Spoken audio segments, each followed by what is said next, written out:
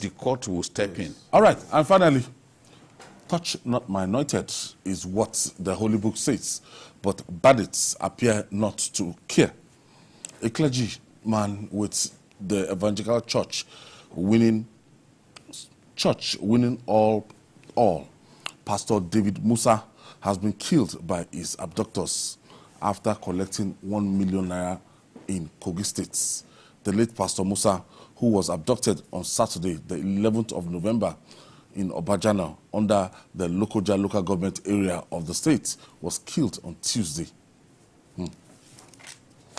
This is serious. It's not... After paying 1 yes, million they are fond of doing that. You collect ransom from you and still go ahead and take your life. It's happened so many times, and I just wonder why people are this wicked. He was abducted on 11 November, Obajana, and then killed on 14 November. So a member of the church, identified as Mary, said the pastor went to his farm that ugly day. It was then that his wife and church member discovered that the pastor had been kidnapped.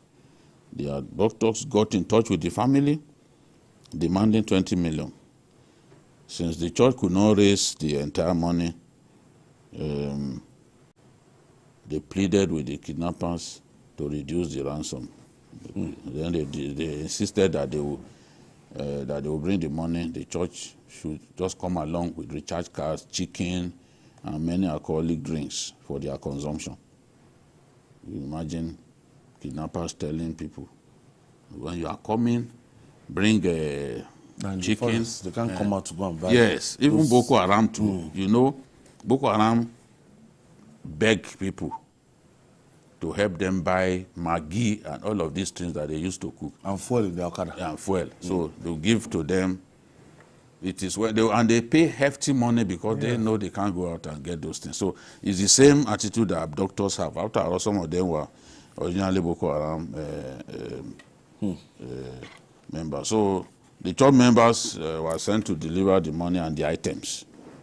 The abductors instructed them and the pastor to start going home.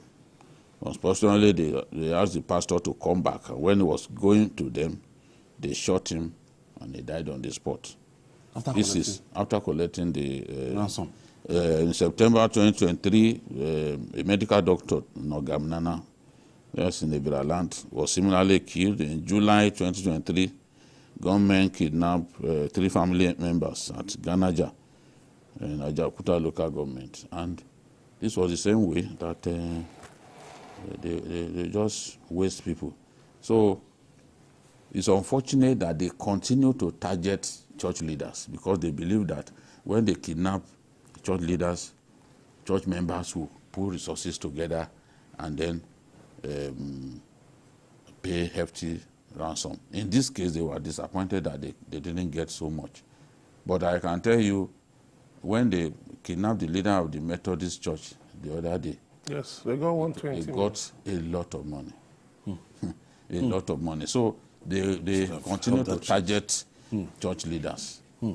Omega, it's something that they've seen that, look, they always pay this ransom, especially churches, that they always raise money for this ransom, that after all they collect offerings.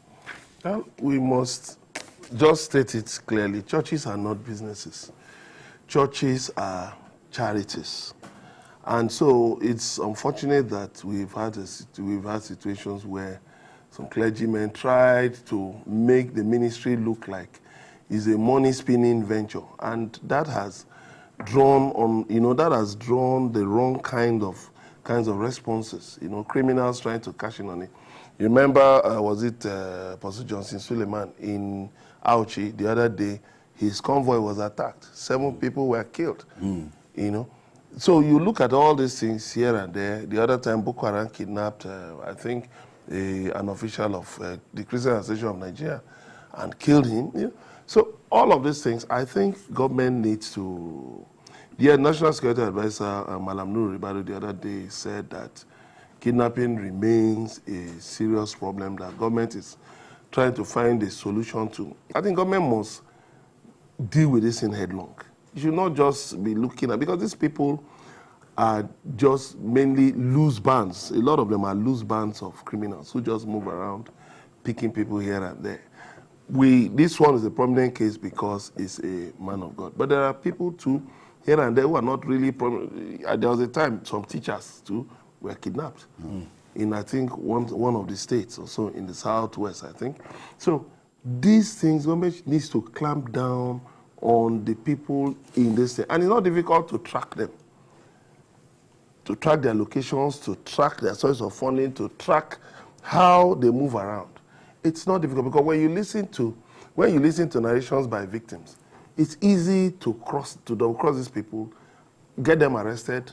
But I think certain things, the security architecture needs to, they need to join fingers. They need to link their fingers to make sure that these things are seriously dealt with. I know in Kogi State, for instance, Governor Yaya Bello tried very well, did his best, to deal with this issue of kidnapping. Yes. But criminals will they won't relent. They won't relent. So now that he's even his own chief of staff, yes, kidnapped the mother. Now that he's finishing up to 2 years now, they've not seen. Now that he's finishing he's finishing in January, I think he needs to his own chief of staff. He needs to sustain that. He needs to sustain that fight and encourage his successor that this is one major area you must deal with ruthlessly. Now, joining us via Zoom for more discussion